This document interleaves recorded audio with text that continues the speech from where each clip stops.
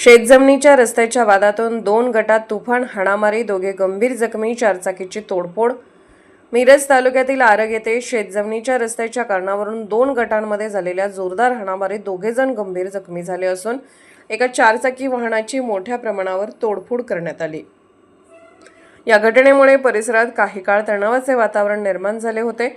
मिळालेल्या माहितीनुसार Arag railway station परिसरातील शंकर शिवाजी भोसले आणि सध्या जयसिंगपूर येथे राहणारे पृथ्वीराज सदाशिव किणेकर यांची शेतजमीन एकमेकांलगत आहे।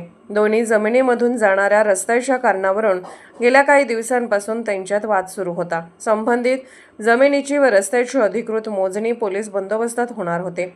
दरम्यान मोजणी होण्यापूर्वी पृथ्वीराज किणेकर शेतात गेले असता दोघांमध्ये पुन्हा शाब्दिक वाद झाला।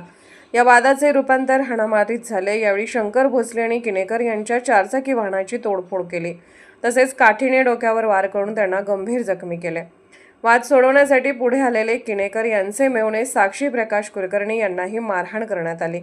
या हल्ल्यात पृथ्वीराज किणेकर आणि साक्षी कुलकर्णी हे दोघे गंभीर जखमी झाले असून त्यांच्यावर रुग्णालयात उपचार सुरू आहेत।